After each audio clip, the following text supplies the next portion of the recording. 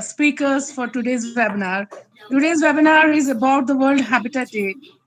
This is being jointly organized by Institution of Engineers, J&K State Center, with the Divisional Administration Kashmir and National Institute of Disaster Management, Government of India, J&K Forest Department, National Institute of Technology, Srinagar, SSM College of Technology, Parihaspura, and J&K State Emergency Operations Center. For today's webinar, we have the patrons as Engineer Narinder Singh Ji. He is the chairman of Institution of India, Engineers of India. President. Shri Pandurang K. Pole Saab, Divisional Commissioner, sir, and welcome to this webinar. And today's coordinators are Dr. Rakesh Sehgal from National Institute of Technology, Srinagar, and Madam Dil Afroza Kazi, Vice Chairperson, SSM College. And for today's webinar, we have the resource persons as Dr. Amir Ali Khan, a faculty from National Institute of Disaster Management, Engineer Rahil Nazir, he's an engineer and he's in risk management, Mir Irfan Ali Shah, he's IFS Conservator of Forests, J&K Forest Department. For convener, Engineer Amir Ali Mir Saab, our chairman, Institution of Engineers, J&K State Center. And the other coordinators today are Mrs. Yogita Grewal, National Institute of Disaster Management, Ms. Bilkis Dar, she's the consultant in disaster management, and Mohammad Suhail Wani, consultant disaster management. And I'm the honorary secretary of Institution of Engineers, J&K State Center. Now, World Habitat Day is marked on the first Monday of October each year and is recognized by the United Nations to reflect on the state of towns and cities and the basic right of all to adequate shelter. Now, first of all, I think I'll request the chairman of Institution of Engineers and who is also convener of today's webinar, Engineer Amir Ali Mir Sahab, to formally welcome all the speakers and all the participants for today's webinar. Engineer Amir Ali Mir Sahab. Thank you, Akib Sultana Wahid Devaji, our Honorary Secretary for the Institution of Engineers, J&K State Center. As she has said that this webinar on World Habitat Day today has been organized by the Institution of Engineers, the National Institute of Disaster Management in collaboration with the Divisional Administration Kashmir, the Forest Department, the NIT Srinagar, SSM College of Engineering Parihaspura, of which I can see numerous participants from SSM, and the Emergency Operations Center. So we are extremely grateful to the Divisional Commissioner Kashmir, Shri Pandurang K. Pole Saab, who, despite the fact that he is on a tour right now, but he joined us all the way from there.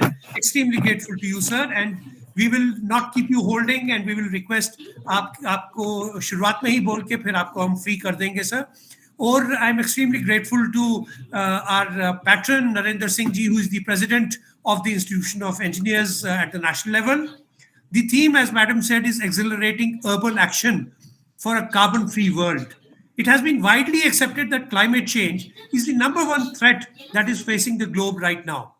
It is actually the cities and the urban areas that are primarily responsible for the maximum greenhouse gas emissions and the global carbon dioxide emissions because of excessive use of vehicles, excessive energy consumption, mass-scale construction practices, and unscientific waste management.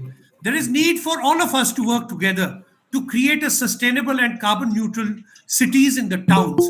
Otherwise, we'll have to face the consequences of global warming and the rise in the average temperatures, including devastating floods and at the same time droughts. World Habitat Day is a day that aims to draw our focused attention to amplify the efforts in developing zero carbon plans in a run-up to the International Climate Change Summit, that is the COP26 in November, probably November 21st. It is actually energy, industry, agriculture, food, forests and land use, transport, buildings and cities that are the main sectors as per the UNEP, which are most crucial and critical and can support the transition to low carbon emission and ensure a resilient future. To share their views today, we have an eminent panel of speakers today. Dr. Amir Ali Khan, he's a faculty at NIDM, my teacher and a guide and a constant source of inspiration for us at the Institution of Engineers. He's a civil engineer by profession. He has done masters in urban planning, a PhD in urban earthquake risk mitigation, and a PG diploma in geological risks from the University of Geneva. He served in the UNDP for 2 years as the National Disaster Risk Reduction Advisor in Uzbekistan. Then we are also joined by a young, energetic engineer, Rahil Nazir, who has over 9 years of experience in sustainable development. He's a BTech in civil engineering and has done masters in disaster risk resilience from the prestigious University College London. We are really honored that we are joined by our revered friend and somebody who keeps supporting us, Irfan Ali Shah, a young IFS officer of 2010 batch who's posted as the conservator forest. He has done masters in forestry and his area of specialization is afforestation, eco-development, natural resource management, which are very relevant to today's topic. At a young age of 39 years, he has over 29 publications to his credit and has been conferred the India International Friendship Award. I'm sure our experts will do justice with the topic and we'll all be benefited from their discourse. I welcome all the participants from different strata of the society, particularly the council and the corporate members of IEI. I am extremely grateful, Sir Divkom Sir. We are joined by the participants from Puducherry, from Hyderabad, from Jharkhand, from, I really forgot, from all the states of the country. Yes, Hyderabad also, and they are participating in this, and we are extremely grateful to them, sir. Sir, I'm also extremely grateful that the students of SSM College and their staff and the NIT Srinagar, who are our collaborating partners for today, have also joined us. I think, madam, we'll slightly deviate, and I will request you to invite the divisional commissioner first, and then Dr. Amir, because the divisional commissioner has told me that he's already at a function in the field. He would like to, I don't know how long he's going to stay, but we would like to hear him. Over to you, madam. Thank you very much. Thank you, Amir Saab. I'll now invite our Divisional Commissioner Kashmir, Shri Pandurang K. Pole Sahab, to speak some words on today's webinar, World Habitat Day. Pole Sahab. Thank you, madam. मैं आज basically Kokernag में हूँ. यहाँ जो fish farm है वहाँ बैठा हूँ नीचे ग्रास पर, और ग्रास पर बैठ करके जो है आपसे बात कर रहा हूँ. Thank you sir. आज वर्ल्ड हैबिटेट डे के मौके पर accelerating urban action plan for carbon free world, इस थीम पर जो national institute for disaster management, J&K forest department और SSM college, national institute of technology Srinagar, and importantly institute of engineers Srinagar, इनकी तरफ से आयोजित जो गूगल सेमिनार है, उसमें आज की जो थीम सेलेक्ट की है काफी इम्पोर्टेंट है. हैबिटेट की जब हम बात करते हैं तो हैबिटेट बेसिकली सभी का है, सिर्फ आदमी का ही नहीं है. तो हमने सबका होलिस्टिकली हैबिटेट्स की रिक्वायरमेंट और उसका बचाव अगर सोचा तो डेफिनेटली आदमी का भी हैबिटेट उसी में इंटैक्ट रहेगा. हमने अगर हमारे हैबिटेट को सेफ रखने के लिए सोचा और दूसरे जो फ्लोरा एंड फाउनाज है उनका हैबिटेट के बारे में नहीं सोचा, तो डेफिनेटली हम हमारे एफर्ट्स में कहीं कमी पड़ेंगे, लगता नहीं कि सक्सेसफुल रहेंगे. आदमी नॉर्मली प्रयास करता है कि अपने रिलेटेड चीजें में ज्यादा इन्वॉल्व होता है, उससे रिलेटेड देखता है, लेकिन हम सब जानते हैं कि जब से ग्लोबल वार्मिंग प्रैक्टिकल चीज एक्सपीरियंस में आने लगी है, तब से एटलीस्ट जो है हम हमारे जो सराउंडिंग्स है, इकोसिस्टम्स है, उसके बारे में भी सोचने लगे हैं. प्रकृति आदमी से नहीं है, बल्कि आदमी प्रकृति से है, ये मानने की जरूरत है.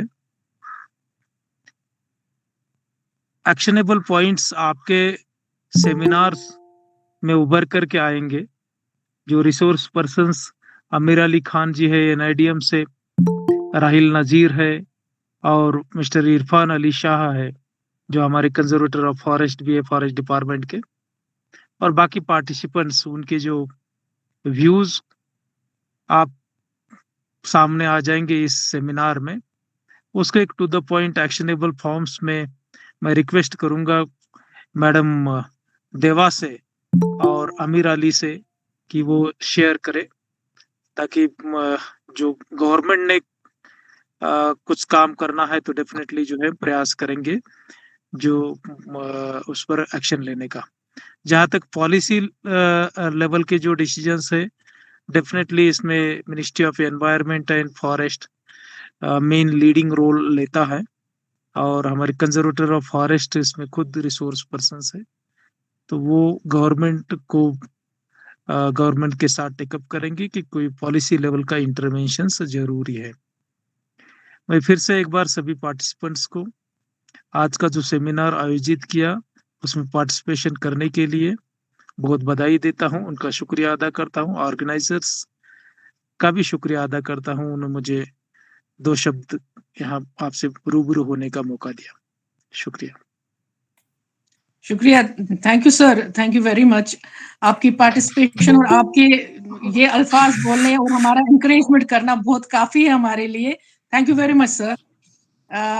सर मैं रिक्वेस्ट करूंगा डिवकॉम साहब से कि अगर फुर्सत है तो सर प्लीज सुन लीजिएगा क्या हमारे रिसोर्स पर्संस बोलते हैं, it will be very very helpful. तो अगर आप बीच में डिस्कनेक्ट करके रिकनेक्ट भी करेंगे, वील बी वेरी हैप्पी अगर आप कनेक्ट करें सर। कोई बात नहीं, मैं जो है मैं वन वे जो है ऑन रख लेता हूँ मेरी साइड से जो है, क्योंकि मेरे साथ बच्चे हैं, फैमिली है, तो उनका आवाज आपको ना सुनाई दे, तो मैं वन वे जो है आपकी साइड से जो है डेफिनेटली ऑन रखता हूँ। बहुत आप एंजॉय करिए, कोकरनाग का एनवायरनमेंट बहुत खूबसूरत जगह है। जी madam, thank you sir, thank you very much. Now I will invite Dr. Amir Ali Khan Sahab, faculty from National Institute of Disaster Management, to speak at large on the topic. Okay, okay. Thank you very much. Thank you. The thing is that we are observing this World Habitat Day, which is generally observed on first Monday of every October. And this is being observed since 1986. And various themes have already been covered, including safer cities in 1998, including the role of women in urban governance, cities without slums. Basically, what I'm trying to say is that we want cities to be more habitable. And when we are talking about impact of climate change, which the topic given this year, accelerating urban action for a carbon-free world, we are definitely looking for impact of changing climate on cities, which was one of the themes almost a decade back. So, but to minimize the impact of climate change, what I'm planning to do is that we are looking for building the resilience of cities in disaster risk reduction. While I'm talking directly on disasters because I work in that area, and ultimately, you see, when we are talking about climate change or carbon-free world, we are somehow dealing with one aspect or the other related to disasters. These things are leading to disasters. I'm mixing up a few things, like my examples are going to be to Srinagar, to Jammu and Kashmir, and Delhi in general. And I don't know how many other examples are popping up. So you see, you had a big earthquake in 2005. You had a big flood 2014. You had in between a big another flood in Ladakh 2010. So these are the three such a big events which had taken place over a span of say 10 years, 15 years, and which has changed the scenario of thinking at national level, like earthquake, which was a game changer. Definitely, our part of the world was not that much impacted, but we had a severe impact across the LOC. Floods, everyone still remembers the misery which we have passed through. So we have to make ourselves sustainable, safe, livable cities. This is the agenda for almost everything, and this is the theme which every one of us should propagate, including this day when we are observing this World Habitat Day. So something which I'm going to talk about is that what are the considerations for making cities livable with safety, means how to minimize the risk in cities, or you can say, in other words, how to build the resilience of cities for everything, including this carbon free and with absorbing the changes which climate is posing to us. When I'm talking about the resilience, I am not talking about only absorbing the shock of any big event. So we have to develop our cities so that they can absorb the shocks, which I don't think we were able to do in 2014. So we have to develop that type of mechanism so that cities can absorb the shocks and they can bounce back from the impact of those disasters or shocks or the big events which are impacting us in that scenario. So we have to build that resilience, and so that we have to do a lot of things. And for that perspective, I am going to talk about how to do that. I'm not having a formal presentation in slides form, but definitely I have collected some points. And in that, my first point comes risk-sensitive urban planning. We know what type of urban planning we are passing through these days. Big projects are going on. Lot of things have already been taken into perspective. When I'm talking about risk-sensitive urban planning or risk-sensitive land use planning, we have to talk about, and this is another contrasting scenario is emerging. We are talking about urban planning, and we are talking about disaster management. And we are talking in city context, urban context. So the issue is, are we looking seriously about these issues in our urban planning, or the instruments which are there for urban planning, are we incorporating disaster risk reduction or vice versa? My experience indicate or shows that we are lacking in that. We are not marrying these two disciplines to build that resilience, which is much needed to make our cities safe. So the first step is to go for risk-sensitive urban planning or land use planning. And how to do that? Do hazard, risk, vulnerability, and capacity analysis of any local area. We are in the process of, I think, a third master plan of Srinagar city. Are we able to incorporate those basic things into our master planning? This is a question which any one of the experts from that side can give, or maybe the organizers can put some light on this. Then you are in zone 5 in Srinagar. Have we done the microzonation of Srinagar city? Number one. If yes, if no, let's start with that. If no, then how can we plan risk-sensitive things when we are not aware about the risk? This is number one.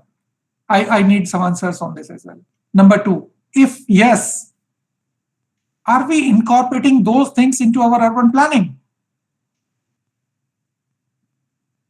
Are we using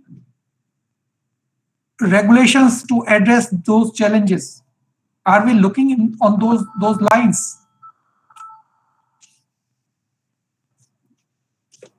Are we looking for those things Another aspect, like, are we looking for proper environmental planning things?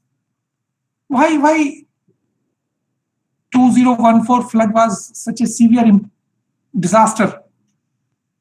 Why? We have to think about this, and we have to answer in ourselves, if not to me or to the public, because we have not given a consideration to environmental related things. We have occupied those water bodies which were safeguards to human habitation. We have occupied those water channels, water bodies, wetlands. Are we not? Yes, we are. And the example comes, and contrasting example is that old city part was never submerged, despite whatever the level of the flooding in the city. Why? Because ancestors were very wise, much wiser than us in the present Lord. They understood all those things far better than us, and they planned their city in safer locations. This is one example. Are we investing in cities to respond to situations like 2014 का जो situation था? No. We have to include all stakeholders. Are we ready to face a big earthquake in Srinagar?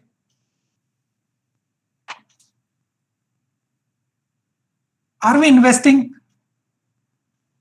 in making our buildings safer and greener from this carbon perspective? Are we having some thoughts on these things? I'm not sure. What type of infrastructure we are developing? Say physical infrastructure, roads, airports, power, wash, housing.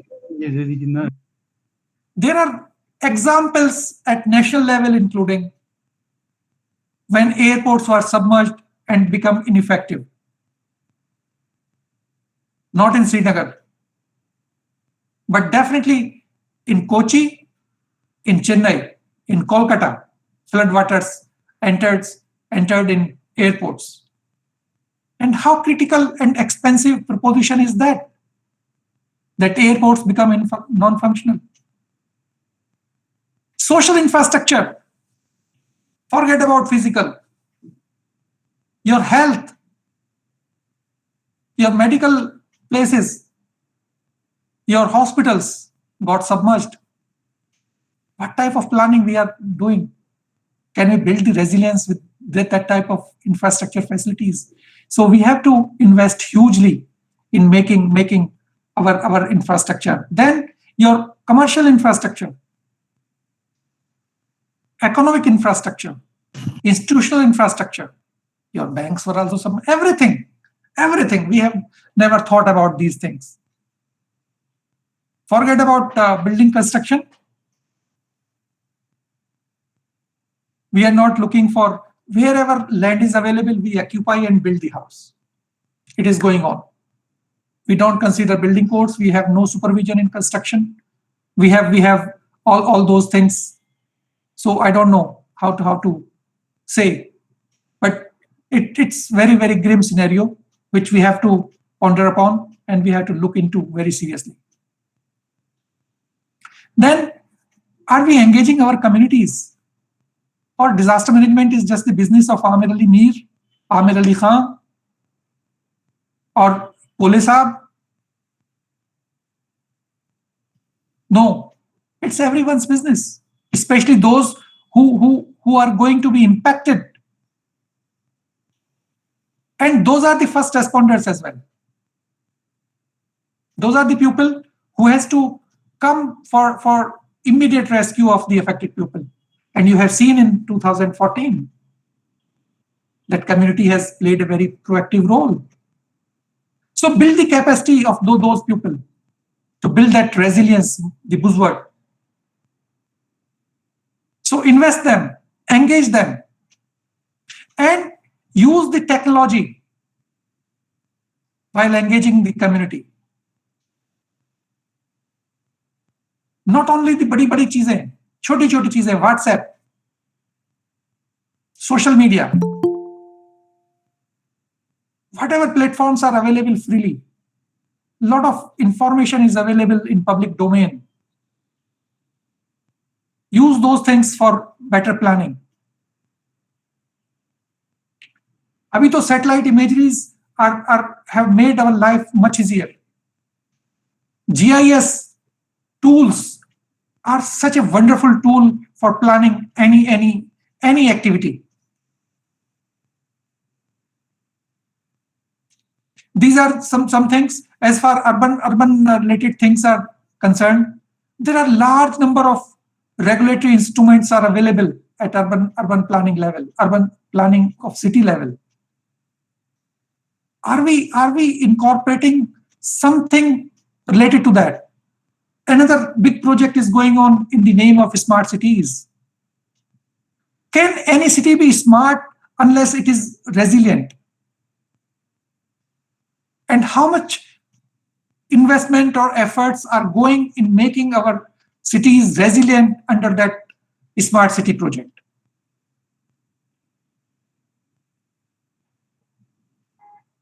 And how effectively are we using building bylaws, which is one of the instruments to build the resilience?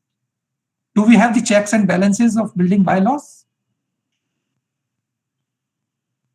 Have we built the capacity of municipal corporations or development authorities in that direction?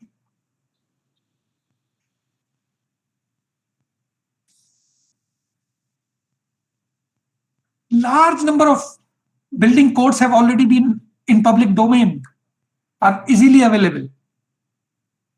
क्या हमारी public जानती है कि building codes को कैसे use करना है, कब यूज करना है, कौन कौन से बिल्डिंग कोड्स अवेलेबल हैं हमारे पास?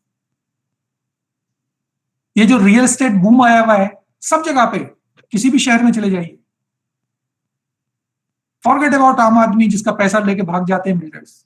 व्हाट इज, जिनका पैसा रहता भी है, what quality of construction they are providing to aam aadmi? Do we have some regulations on that, checks and balances?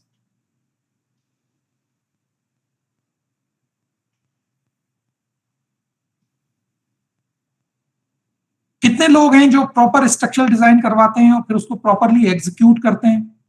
और उससे ही पहले कितने लोग हैं जो प्रॉपर साइट सिलेक्शन करते हैं? Risk sensitive land use planning का तो कॉन्सेप्ट हमारे यहाँ पे है ही नहीं अभी तक.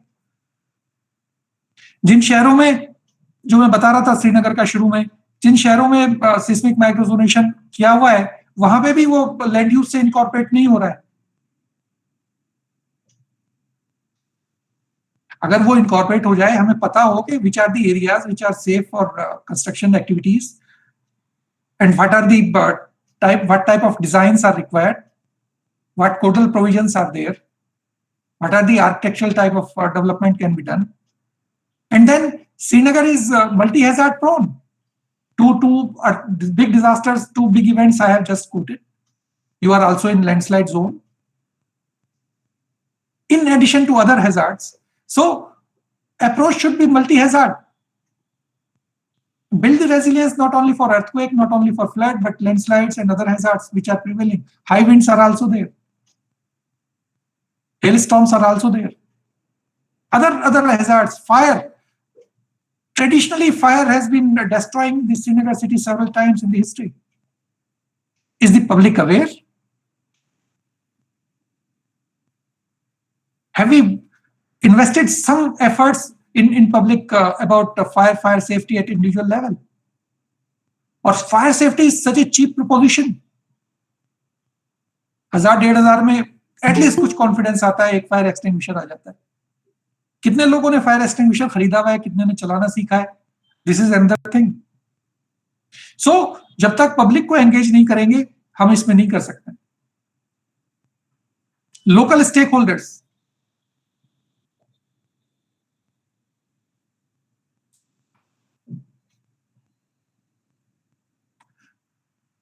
So there are so many things, but definitely this sector, urban development is as far building resilience or urban safety is concerned, it's definitely passing through a tough phase, and we have to join hands to make urban planning more sensitive towards disaster risk reduction if we want to make our cities safe, livable for coming generations. Simultaneously, we have to build the capacity to respond.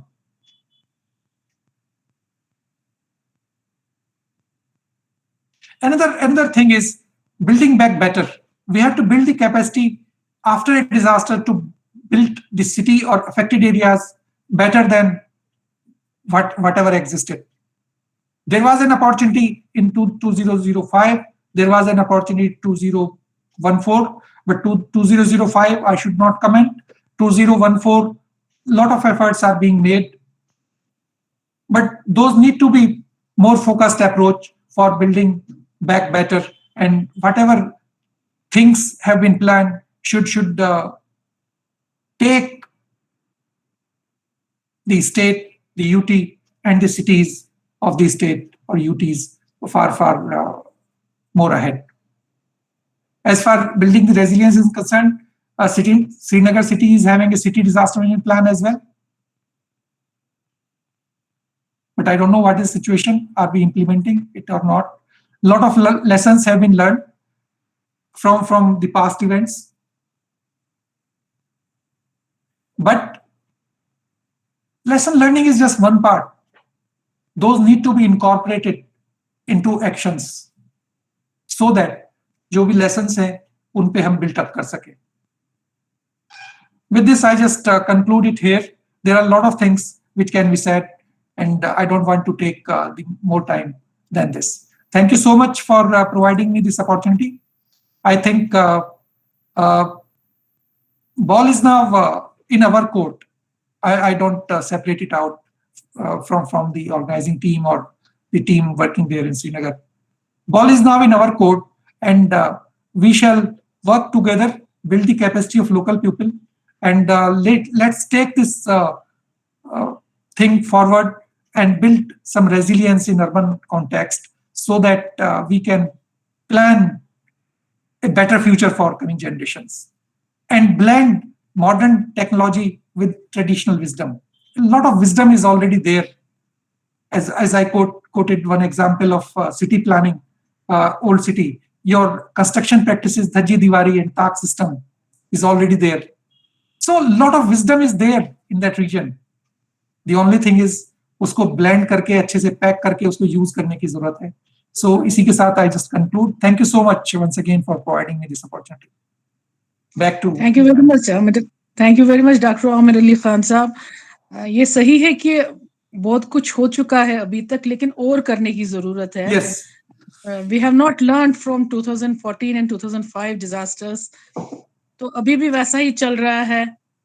मे भी कुछ हमारी भी खता है, कुछ आपका भी हाथ है, गवर्नमेंट का भी कुछ है, और हम लोगों का भी, जनरल लोग भी इतने अभी नहीं आ रहे हैं आउट ऑफ दैट दिस कि हम थोड़ा बहुत एनवायरनमेंट के लिए या थोड़ा प्लानिंग ठीक तरह से करें. अपना मतलब के लिए ही ज्यादा लोग अभी भी काम कर रहे हैं. खैर इंशाल्लाह better sense will prevail upon them also and upon the government also. इंशाल्लाह डिपार्टमेंट्स भी आपस में थोड़ा बहुत मिलजुल कर काम करें तो maybe we will be able to, because all are technically sound people working in various departments, and if there is a coordinated effort by all the departments to work for this, at least for this disaster management system and the things to be taken into account while constructing the various buildings or structures.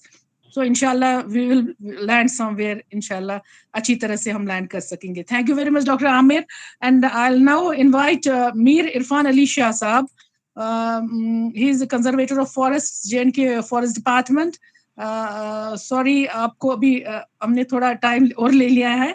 आप आ जाइए और थोड़ा बहुत बता दीजिए आज के topic के बारे में. इरफान अली शाह साहब. Yeah, thank you, ma'am. Madam, am I audible? Yeah, you're audible. Thank you. First of all, a small correction that my name is Irfan Ali Shah only, not Mir Irfan Ali Shah. Okay, thank you. Mir हमेशा प्यार से बोला जाता है. Mir is a खिताब, so you should appreciate अगर madam ने मीर भी बोल दिया. Thank you. Besides, I'm also Mir. Chaliye, anyways. So, the respected Divisional Commissioner Saab and Dr. Amir Ahmed Khan Saab, Faculty NIDM, and Engineer Amir Ali Saab, Chairman IJKSC, and Engineer Madam Akib Deva, Honorary Secretary IEI, the participants, the experts, and the moderators of this program, and the young professionals, as well as the coordinators of this program. Ladies and gentlemen, a very good afternoon to all. I first of all thank Amir Ali Saab for inviting me to this very important forum and for this very important event on a very important issue, which really is, being discussed and debated on the global forums as well as at the local forums as well. And as far as today's day is concerned, we know that in 1985, the United Nations General Assembly, it decided to observe the World Habitat Day as an annual event and designated the first Monday of October to be celebrated as the World Habitat Day every year. And so it was first observed in 1986 with its theme as "Shelter is my right." So it was hosted by Nairobi, Kenya that year. And I think shelter is my right is, even more relevant today when we are seeing, a lot of increase in our population and a lot of, kind of upscale in the urbanization process as well, especially in our cities of Jammu and Srinagar in J&K itself. So the theme for this year's World Habitat Day is again, very important. It is accelerating urban action for a carbon-free world. So we need to take actions in our cities. Basically, that the theme is telling me like this, that we need to take action in our cities, because cities are basically responsible for 70-80% of the global carbon dioxide emissions, whether it is the transport sector, whether it is the building sector, whether it is the real estate, whether it is waste management. We account for, in our cities, we account for majority of these urban greenhouse gas emissions. So that's why I think the theme is very apt, that we need to accelerate these actions for a carbon-free world. Now, when we talk of urban settlements, as the previous faculty NIDM was saying, to me as a forester, I think for me the urban settlement is more about urban forestry. Because you see, the resilience of forestry sector itself is also very important vis-a-vis the resilience of the buildings in which we live, because both of them are work in tandem to increase the value of our lives. So importance of trees, it was always there, with regard to the mitigation of pollution of air, water, or absorption of obnoxious substances. But certainly, in the last few years, a kind of a thought process has come out that we need to see trees from the perspective of being carbon managers in our lives, because trees are the carbon sinks. So it is basically the trees, where the ultimately this carbon, the entire carbon goes on there only, and it is from this from these trees only, when we cut them, that the carbon is released also. So ultimate source as well as the ultimate sink of all the carbon in the world are the trees. So trees have to be the focus of our policy planning and of our decision making whenever we plan for these things. And I think there is an, in economic, in the subject of econometrics, there is a term, they call it investment balancing idea, that there has to be an, kind of a balance between our health and forest sector. Now, the question is, where should the government invest? Whether it should invest in the reforestation, afforestation, or green technologies, or whether the government should invest in the health sector, right? So there has to be, a balance. So we have to basically, in our urban settings, the trees have to be valued like this. It has to have basically an investment idea, and we have to balance between investing in our health sector and in our forest sector. Because if our forest sector deteriorates, our health deteriorates. But if forest sector improves, our health also improves. So there is a very strong correlation between the two. So that is one thing. Second thing is like, we use these water cleaning agents, and, they have basically the economic as well as the time cost associated with them. And there is also the associated qualitative environmental degradation. On one hand, we have these water purifiers and we use a lot of chemicals in them and we get clean water. But at the same time, these chemicals, when they go in the food chain, they cause, devastation of, huge magnitudes over the years. It will take centuries also. And a lot of cancers are there in the humans. Most of us, as per the research, paper, one of the papers which was published in the Lancet last month, it says that most of the humans globally, especially in the cities, have got cancerous cells, and the only thing is that maybe they are very much their immunity systems are so strong that they are fighting these cancers back. Otherwise, every other human in cities is affected by cancers. We talk of Kashmir itself. Cancer was a word which was not taken. We never spoke these words. My grandmother used to abhor these words. She used to say that you should not use this word. It's a very, very bad word. But today it is used in Kashmir like a very common word. Like you have cough, you have sneezing, so you have cancers also. So this kind of bad situation has dwelt upon us.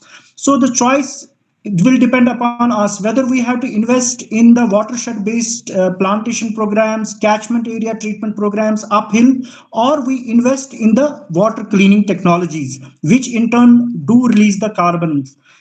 So if we invest in the watershed based catchment area treatments plans, if we invest in those technologies, we have to have a kind of a balance. Then of course, there was one thing, the Maharaja of the time, he raised these firewood plantations in the Wular Lake at that time of Salix and other things, so that the carbon is locked, and at the same time, Srinagar city gets a steady supply of firewood over a period of decades. He was a visionary. But what we did, that we started cutting these trees under the under the name of Wular conservation, unfortunately. So this cutting of trees in Wular is kind of a part of a management program there. But the thing is that it does release billions of tons of carbon every year in the atmosphere of Kashmir, right? So there has to be balance somewhere, in this thing also. And one more aspect to which I would like to draw your kind attention is the available options or the substitutes. Our lifestyles change every day, right? So in modification of our lifestyle also, there is intertwining of this, what we call climate change. There is something called as ozone depleting substances. So our adaptation and our mitigation measures, our policy planning needs to focus upon the adaptation and mitigation measures vis-a-vis the climate change also. We know that hydrofluorocarbons, they are very potent emission agents, and most of these are released from what we call, air conditioners. The use of air conditioners in Kashmir was, kind of unheard of in very recent years. But we saw that there is a, huge trend of, installing these ACs in Kashmir because the temperature is really rising here. And of course, it is in tune with the global rise in the temperatures. So, if we talk of, countries like, booming economies like Saudi Arabia, they have reported a high rate of AC sales, as in Kashmir also. 50% of the electricity which is generated in Saudi Arabia is used in their buildings, and 62% of that energy is used for running these ACs only. So this is simply a consequence of the severe climatic conditions. So same holds true for Kashmir also. Now, what is the way out? We have to have very, key technologies. That is a solution. For example, we have this inverter, air conditioners, inverter-based air conditioners. Many studies have shown that, these inverter-based air conditioners, they have resulted in 50% energy saving. And thus, there is less of this carbon emission, especially in our urban settings. Of course, it will cost us more, 25%, it will cost more than a normal air conditioner. But it will help the environment, and it will also help our our urban settings in having a less carbon emission society.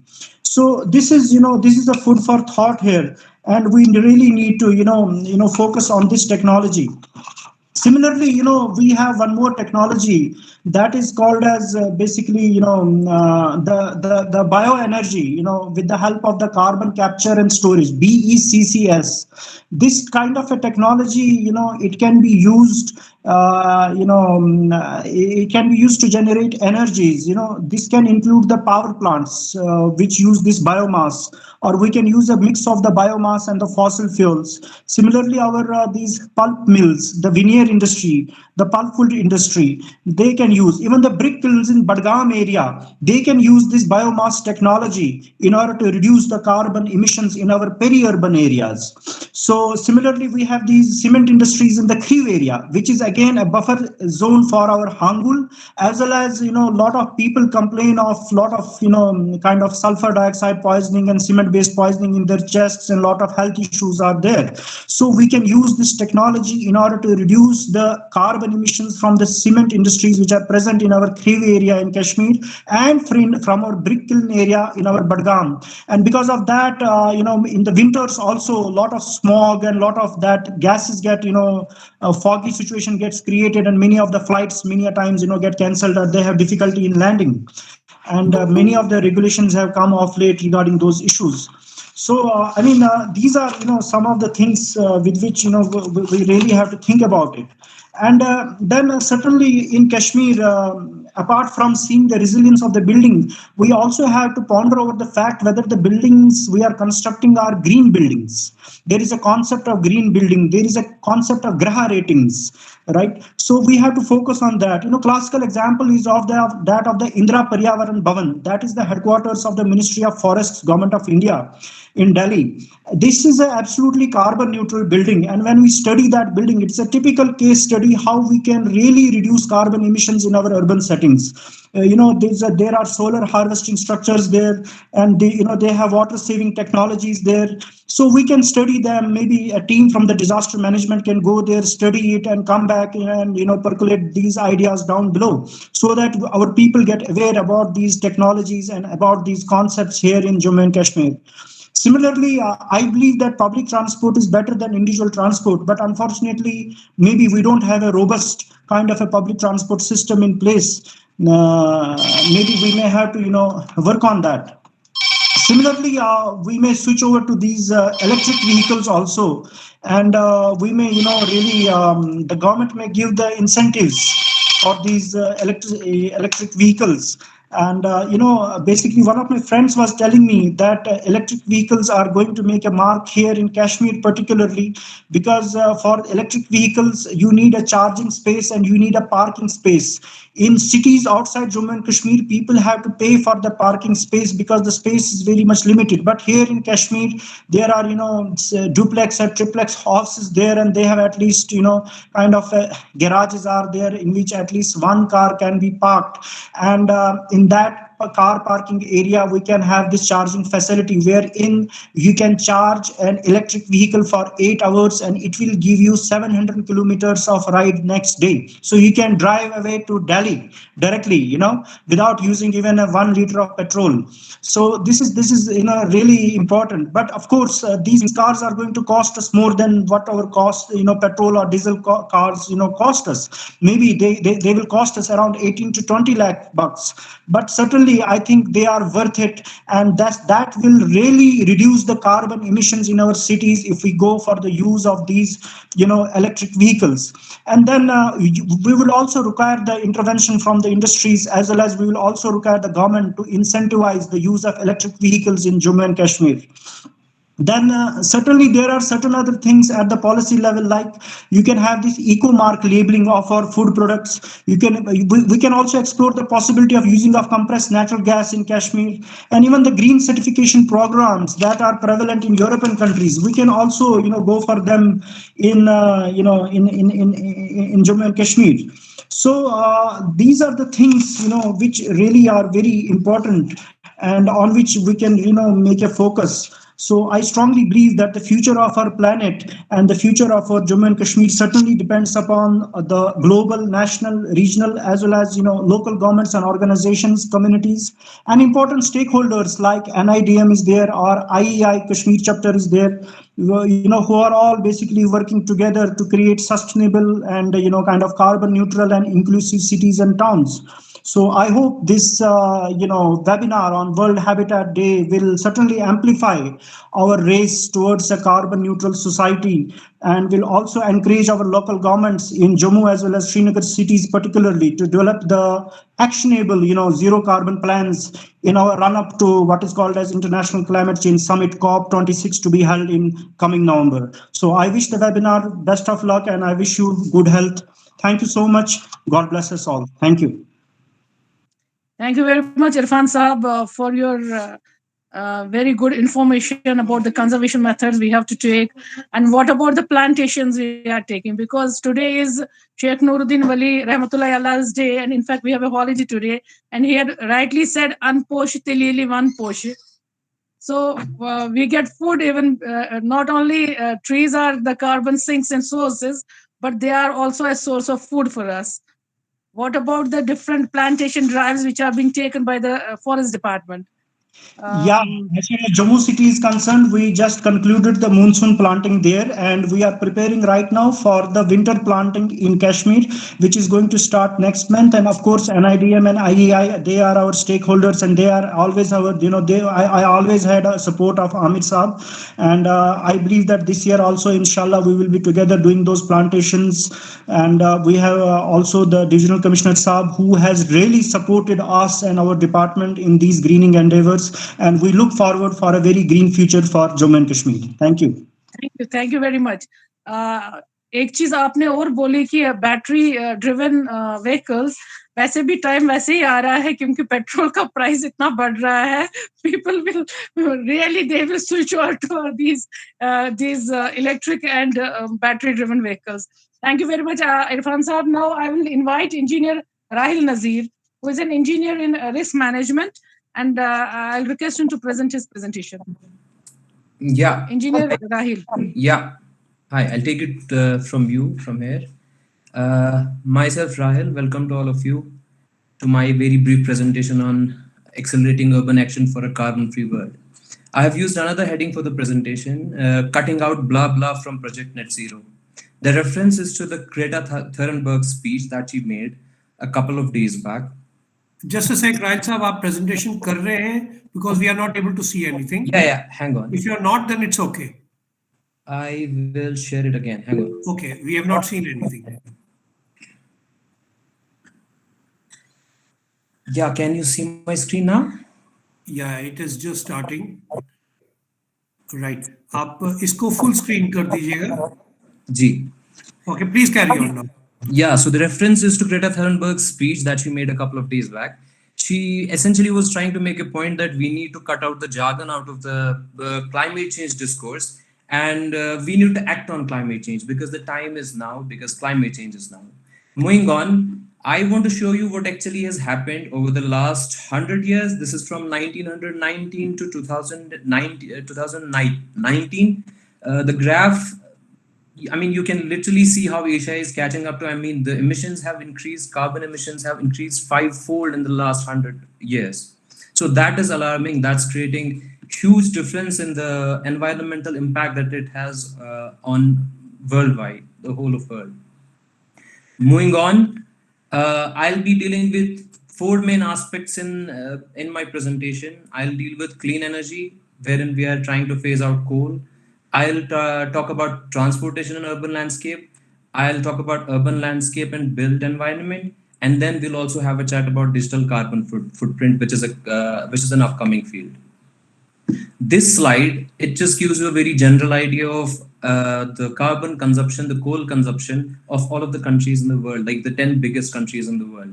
So China, look at it, I mean, the consumption of coal and the emissions, the proportional emissions from China are almost 5 times that of United States or of India. The scales, they show you the comparative sizes, and then the sizes are the extent of the carbon emissions coming from the countries by just burning coal. The transportation, that's like a separate thing to deal with. This is just coming from burning coal and generating electricity from coal. So what is the problem that we are dealing with here in our urban context? The problem is that 2/3 of our energy is being consumed in our cities. More than 50% of the world population is urban. So that means that you need a lot of energy in your urban landscape.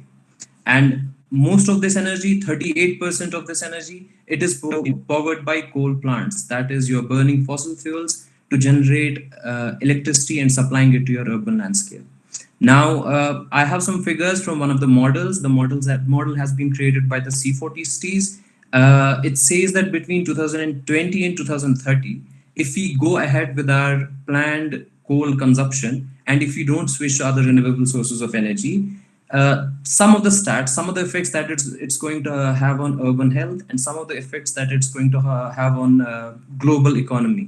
It says we're going to have almost 2.65 premature deaths. It says we're going to have almost 1.2 lakh preterm births, which will cost the global economy almost $877 billion every year. We're going to have 93,600 asthma cases and 2,47,900 asthma emergency visits. This is going to overwhelm our health sector worldwide. Then we will also have other health disorders like diabetes, we'll have hypertension, we'll have stroke, and like Mr. Amir said, some of these are carcinogens. I mean, there's upcoming research is still coming up that they are one of the basic main factors that cause cancers. And there are going to be 124 million sick days in this decade from 2020 to 30. This many employees, this many workers will be taking a sick leave from work, which will cost world economy almost $10 billion. I have cited the references to all of the slides. So if you want to confirm and if you want to check the stats again, you can just go to the source and check them. Now, what our intent is, it is to phase out coal from our energy generation program.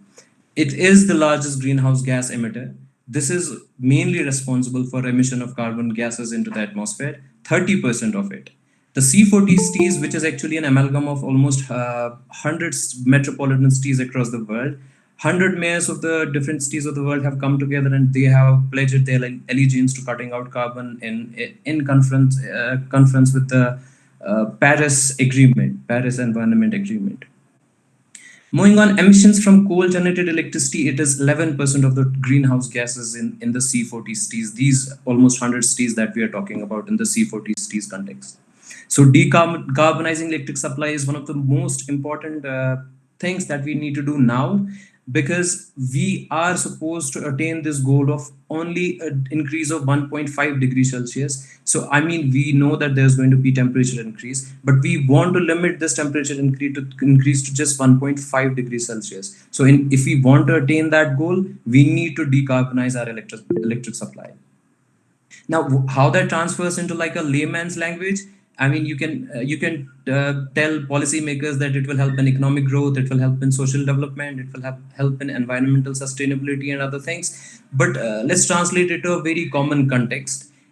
If every household in the world, if they just used energy efficient refrigerators, it would save the whole world economy almost $20 billion.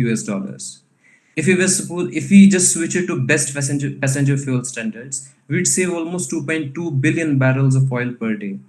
And if we just switch it to stronger electric motor standards, we would save 20% of industrial electricity every year. So this gives you a very general context of how much energy is being wasted worldwide. And all of this energy, it has carbon footprints. So the way out, it's clean energy alternatives need to be used. We need to switch to solar energy, wind energy, and which just comes at a 4% extra investment. I mean, we'll be just spending 4% extra right now to switch to cleaner energy. And then in most of the cities around the world, clean energy, renewable energy is already cheaper than other sources of energy. And it is said that by 2030, clean energy will be cheaper in all parts of the world universally. And it is also going to create 1.1 million more jobs. So, I mean, we have a trajectory. We're going to have like 5.5 million jobs in these 10 years. But if we switch to cleaner sources of energy, we'll have 1.1 million. That means we'll have 6.6 million jobs by the end. And once that is done, we must do regional power trade. We must switch to smart grids, and we need to focus on energy storage. Moving on, my next aspect of my presentation, it's the transportation pollution in urban landscape. Talking about it is slightly more adverse than other kinds of pollution, because it gets this carbon dioxide or these whatever gases are emitted from the vehicles, they get emitted at very low altitudes, which means that they don't get that much space to disperse in the atmosphere. That means that they're going to be around us, and they're going to be in our immediate vicinity, and they're going to have most effect on our health. And there's only two possible ways to reduce emission. Rather than like switching to electric cars, we don't all want to have electric cars because that also has a footprint. It needs a lot of resources to build these vehicles. So what we need to do is we need to decrease the number of traffic units. This can be done by way of sharing. We need to encourage sharing, and we need to improve our public transport.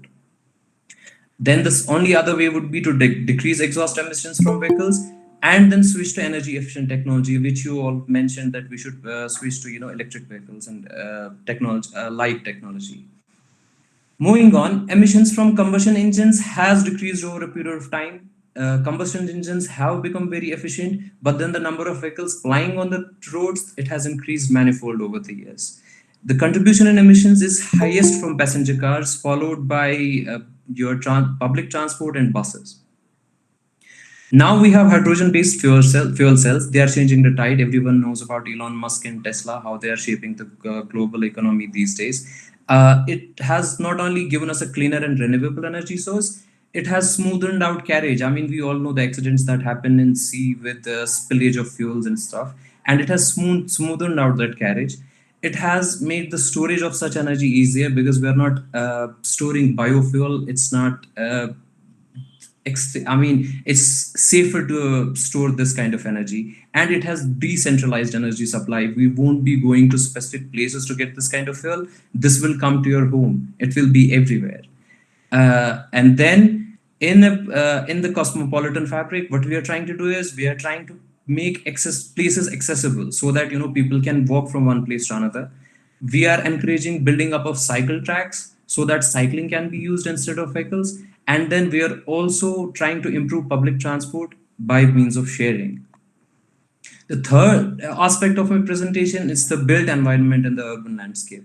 What we want to do is we want to decarbonize government setup, we want to decarbonize healthcare, we want to decarbonize education and other sectors. Now, this is very important because we want to make these sectors self-sustainable.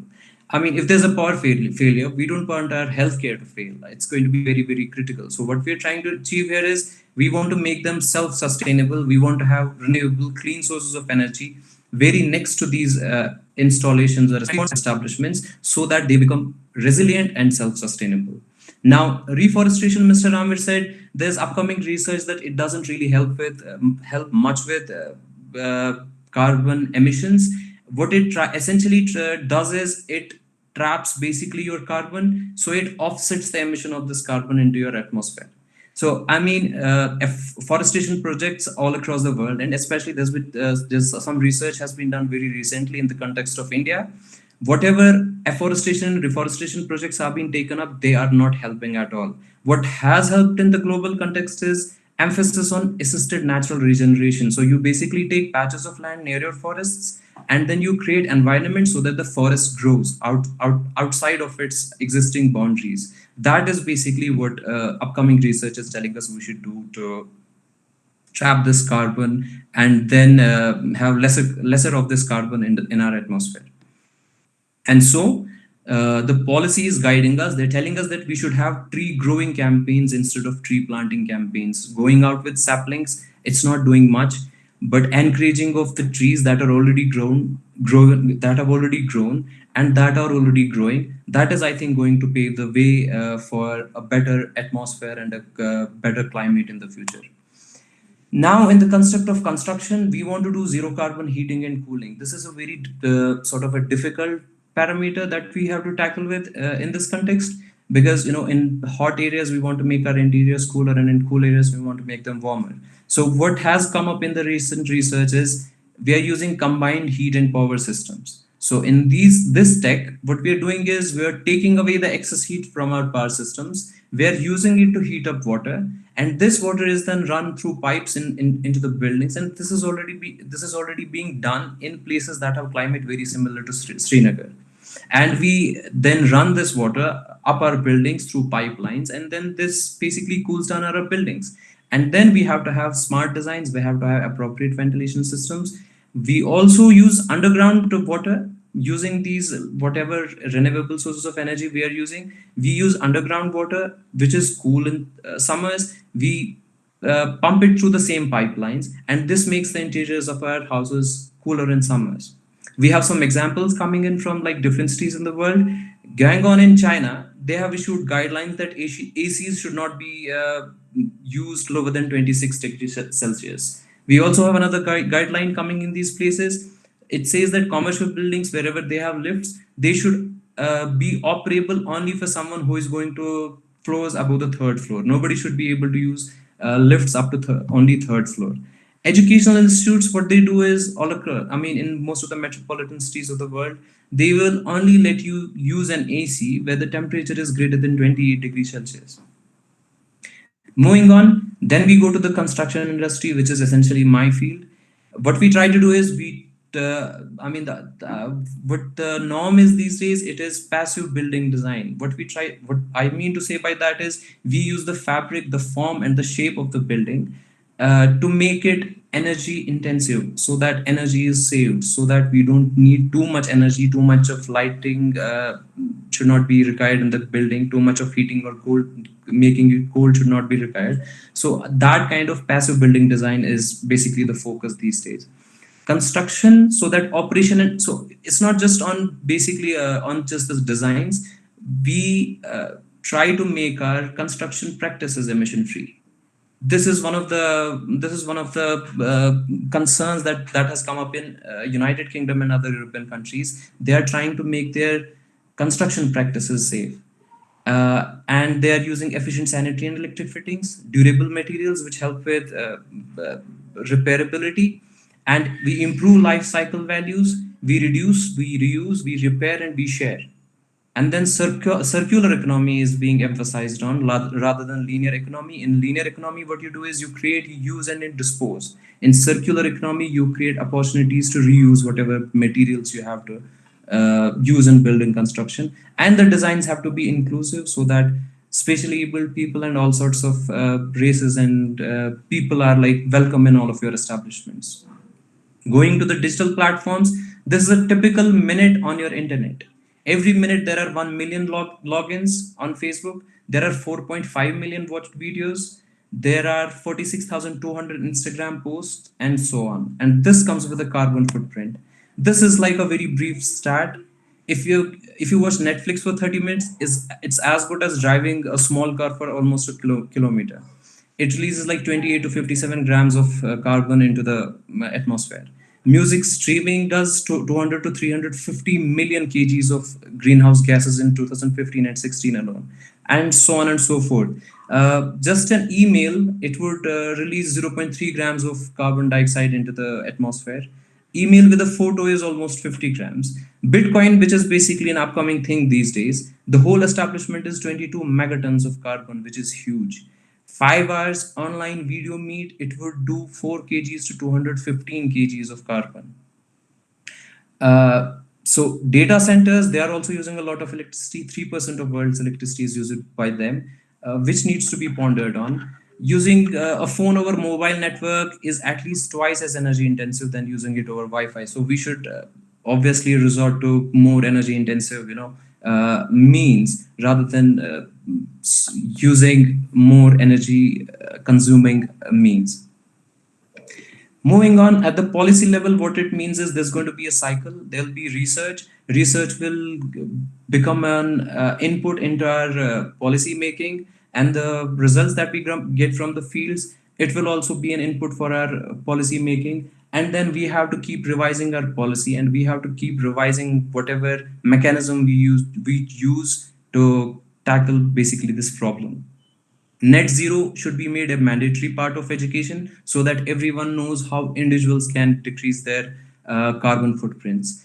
Research is very important, and stakeholders need to be taken into confidence. Policymakers have to lead by example. All the government setups, they should be made carbon emission free, and then the locals, the community, it will follow.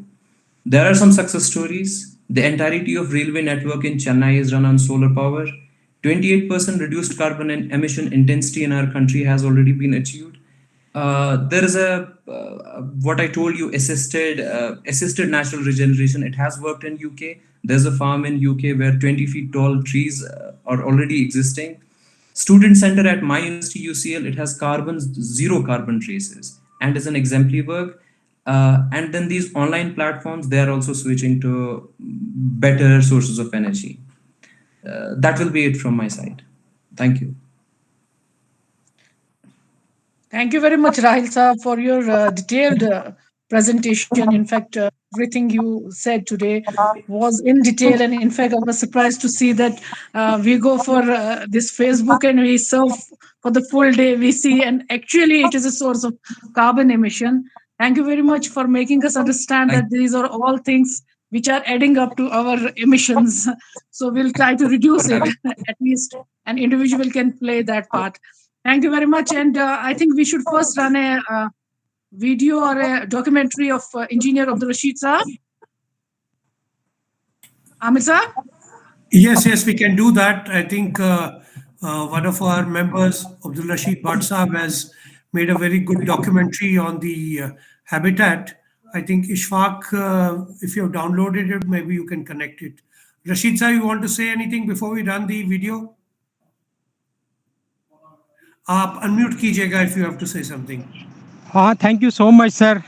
You are always giving me a chance to showcase my documentaries or videos in which I am trying to showcase the environmental degradation. So right now I am at Santur. I was actually watching the cleanest drive of Dal Lake. I am capturing that. So after some days, I will also showcase the same scenario about that cleanest drive as well. So right now I have shared two videos because those were related with today's topic. Number one is the bird's habitat. I have captured it, Bob Dam, which was very famous for these birds, and now you can see how their habitat has been changed. And another is about the forests of today. So go ahead with those, and inshallah I will remain in touch with you whenever you will be having any type of this program. Always I am trying to showcase my small promos because these are just trailers of my documentaries. Thank you so much, sir. Always. Thank you, Rashid साहब. Thank you, Rashid sir. Ishfaq आप please चला सकते हैं.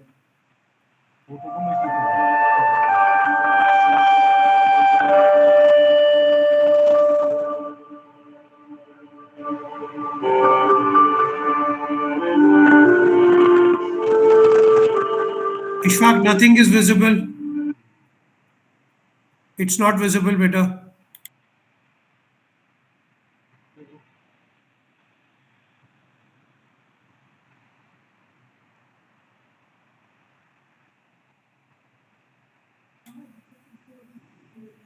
This our member Abdul Rashid Bhatt Saab has been given many awards for the documentaries that he presents. Yes, now it is visible. It's coming. It's coming now.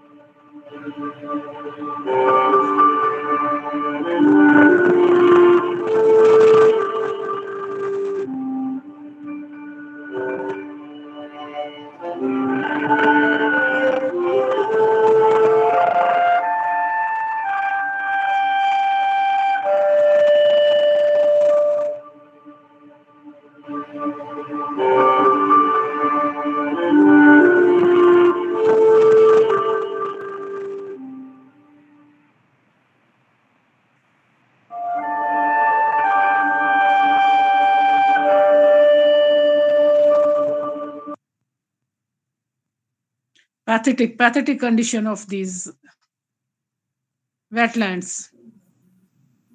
That's what Dr. Amir was also talking about. We are not taking care of our wetlands, our water bodies, and unfortunately, that's true. that is going to destroy the entire habitat. Ishfaq, and if you Amir can Sahab, I think- go on the forest also.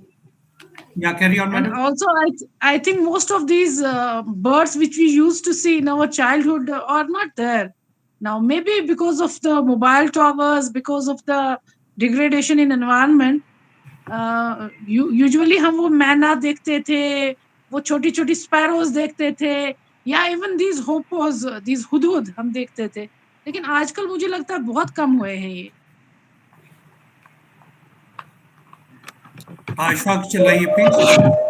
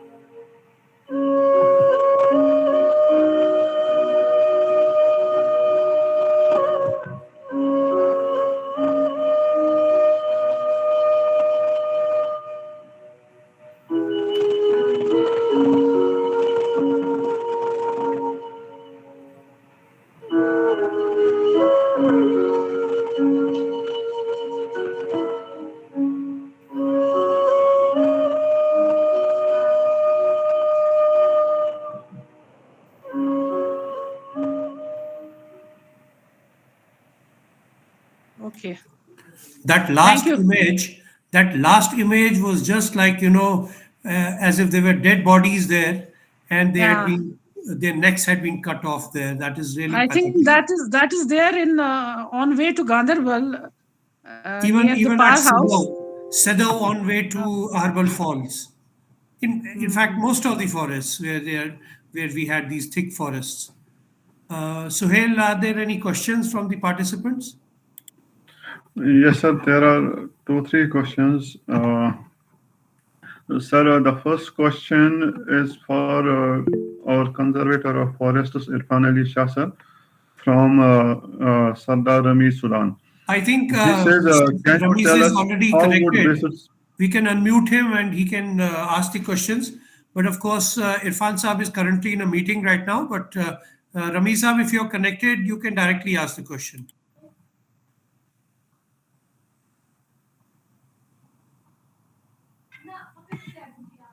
You'll have to unmute Rami Saab.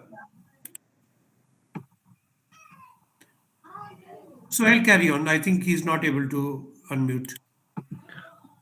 Sir, can I ask his question, sir? Please go ahead. Yes, sir. Hello. Yes, yes. हाँ rummy साहब बोलिए अपना video भी on कीजिएगा. Sir, actually I'm traveling, so there will be shaky images, so probably I thought not to go with the video. So, but my question is to answer that we saw. But please stop the car first, and after that, if you ask. Yeah, sure. Safety first. Safety first. Yeah, absolutely. So my question to Irfan sir was that we saw recently a spate of incidents. We saw the sightings of animals in the habitations, particularly in urban areas. Also, we saw in Umpura and rest of the areas. So, what are the measures taken by the department and the apex body, and also with the stakeholders? What are the measures taken in the future? And also, second question was regarding the wood housing frame structures. Do we have the wood enough to support the structures, given how we fare badly during the disasters like earthquakes in the Zone 4 in Kashmir? So these are the two questions if we can take up. Thank you, sir. Sir, please unmute. Ravi Saab, thank you for these questions. I'll take your second question first regarding the use of timber in the construction. Dr. Amir is also connected in another webinar, but I'm sure whenever I'm sure he's on listening mode and he might be able to respond in between. But why should we always talk about only using timber for constructions?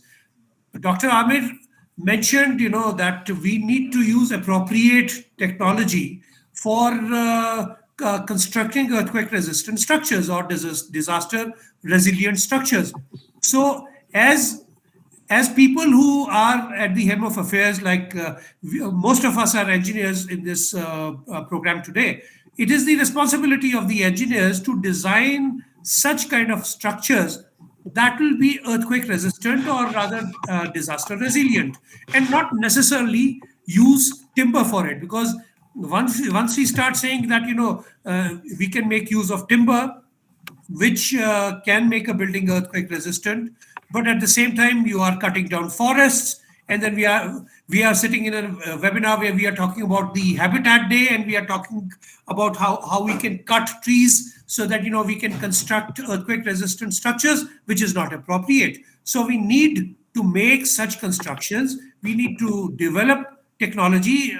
Dr. Amir talked about the BIS codes, the building bylaws. There are options available, and we need to adopt those. Regarding the man-animal conflict that you asked about, the incidents of the wild animals coming into the civil areas, well, you see, there are multiple aspects to it. One is that, we as humans have encroached upon the Very much. the habitat of the animals. When the divisional commissioner spoke, he said that when we talk of habitat, we should not talk about the human habitat, because human habitat is nothing without the habitat of animals, without the habitat of the flora and fauna. So we need to have a comprehensive,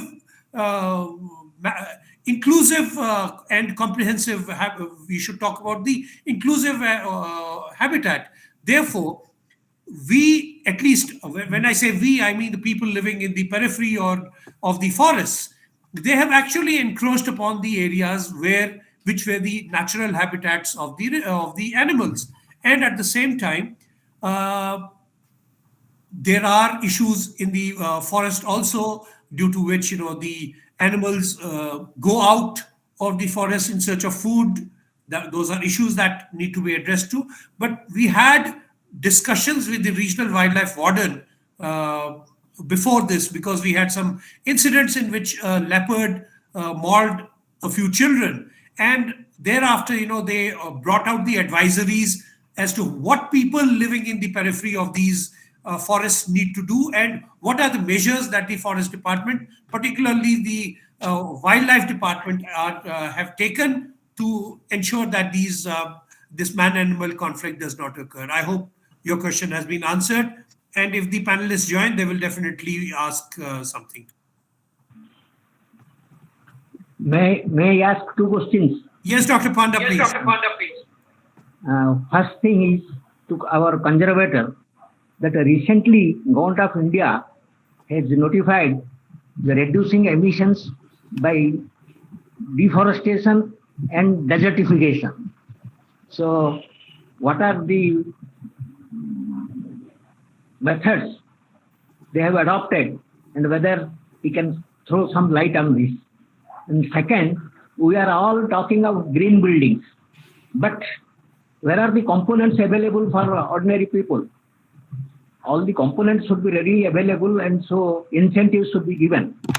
Then installing solar panels on individual houses, so that the load on grid by individual houses can be lowered, and having water harvesting structures, so that the groundwater is replenished, and the water can also be used for our gardening, individual house gardening, and so these are some of the suggestions that some incentives should be given, and so that each individual is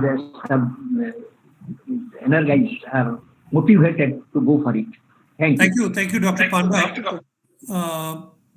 Very rightly said, that when we talk of green buildings, in fact, I will club it also with my subject, that is disaster management, in which we say, disaster resilient buildings. It is very easy to say that, you should make green buildings, you should make disaster resilient buildings, but then we need to set examples. by we, I'm referring here to the government, that, if the government buildings, if the government structures that are coming up, they are made as models, as green buildings, as disaster resilient structures, people will definitely replicate them and try to copy them and try to make that. And then we have to build the capacities. Dr. Amir talked about building capacities, not only of the community, but of the people who are actually going to provide these facilities to the community. So that is something that is definitely there, and we need to do it. Of course, it's an issue that can be flagged, number one. Number two, you talked about the solar panels, the water harvesting. Yeah. So, government had started a scheme in which the rooftop solar panels were provided to the subsidized also. Subsidized rooftop solar panels were provided to the public so that they could generate the electricity and not only utilize it at their own houses, but also give it back to the grid. But unfortunately, that's for the time being. Sure, and in our electricity tariff, there is an option of if you get a solar panel, you have a subsidy of some units. Yes, but they should enforce it so that people will be compelled to switch over to solar panels. Yeah, Pandya sir, we are trying to reply that. आप अपना ये mute कीजिए क्योंकि इसे echo हो रहा है. So what madam is saying, that that was incentivized at that time, and many people actually installed those solar panels, and they are generating electricity, and that is going back to the grid. Solar water heaters. Yeah, that was a time-limited scheme, and it has been stopped. And now I'm told by the J&K Energy Development Agency that they are seriously thinking of starting that scheme again. Rahil, you have raised your hand. You can always speak whenever you want. You are one of the panelists. Yeah, so on the issue of like green buildings, I already told you in my presentation, whenever you change to like more sustainable ways in building or in construction, and you do the cost analysis over the whole period of running the establishment or whatever you're constructing, it is cheaper. So the initial investment might be slightly higher. Of course, we need to incentivize it at a policy level, and government needs to give subsidies and stuff. But then whenever you do the cost benefit analysis over the whole age of the structure or whatever you're talking about, these are cheaper. They are giving you more jobs. They are saving your overall running expenses, and they are sustainable. So there is this notion that it's expensive. In the long run, it's not. That would be it. Thank you. Yeah, Rahil, and you also have written in the chat box that, use of timber for the earthquake resistant structures is not feasible because it increases the vulnerability to fire, which is very correct. And we have had many instances where, places like Gurez, where the constructions are such that they make the houses with log woods. So almost 90% of the construction is only timber. And the houses are very close to each other. And in case one house catches fire, the entire village gets wiped out. So definitely we need to look for alternatives, and there are alternatives available for making earthquake resistant structures, not only wood. Yeah. Some of the biggest cities in the world, I mean, London fire, everyone knows about that. The whole city burned down to ashes in like 400 years back. And the main reason that we don't have any of the structures, the royal structures from Sultanate period here in Kashmir, is because all of these structures, they burned down in fires. Like Badshah's time. I mean, we have Badshah's tomb, but we don't know where he used to live. We don't have any royal structures in Nowshera, which was supposed to be one of the capitals of the city at one time. We don't have any of those establishments because they were all built in wood. And then, I mean, sometime now in the history, they all just burned down to ground.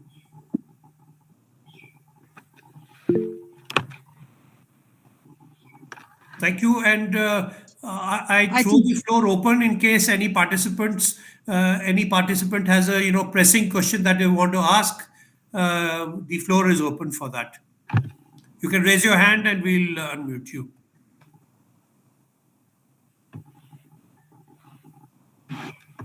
Amir Sahab, I think we should now go for vote of thanks. Yes, definitely. But I just wanted to give a chance to my friends who joined us from the different parts of the country, whether they would like to ask any question. If so, please, this is the opportunity to do that. Siya Ranjan ji, you want to say something? Indukuru ji? Chale, theek hai. Okay. Thank you.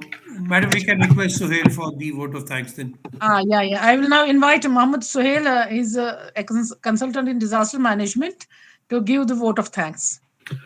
Thank you very much, ma'am, and thank you very much, sir, for providing me this opportunity to present vote of thanks. I would like to thank DevCom Sir Shri Pandurang K. Pole sir for being with us and shared his views, although he was on the vacation today, but available points from him.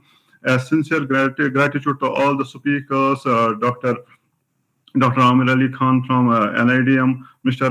Irfan Ali Shah, Conservator of Forest J&K, Engineer Rahil Nazir, Risk Manager. I should say that all of the esteemed speakers shared their valuable inputs, be it incorporating lessons learned and developmental plans, or choice with us where to invest for a better and sustainable future by Irfan Ali Shah sir, or use of fossil fuels or natural and renewable resources, and awareness, and many more things came up during the entire session. A special thanks to Engineer Abdul Rashid Vatsa for sharing a documentary. I hope sensitization through these programs and through these documentaries is always necessary and important to start or continue the efforts that everybody is doing at his or her level towards a better society. I would like to extend my gratitude to all the participants from all around the country who are sitting in Goa, Uttarakhand, and from the Kashmir as well. There are many names, but I could say Gauhar Jilani, Ashik Hussain, Dr. Hemlata, Dr. Indu Kuri, Dr. Rajni Srivastava, Dr. Raman, and behind the scenes, our Ishfaq Ahmad and Amanullah, who provided us this platform at the right time, because the time was very short when Sir Amir Ali sir told that we have to inaugurate, we have to conduct this program in a very short duration. He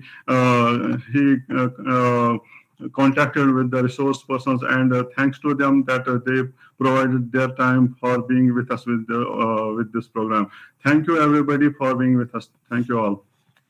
Suhail, you need to make a very, very special mention of the Vice Chairperson of the SSM College of Engineering and Technology, Parihaspora, Madam Dilafroz Qazi, who are our institutional members and are collaborating for today's event. I can see Adil Lakash Saab has joined.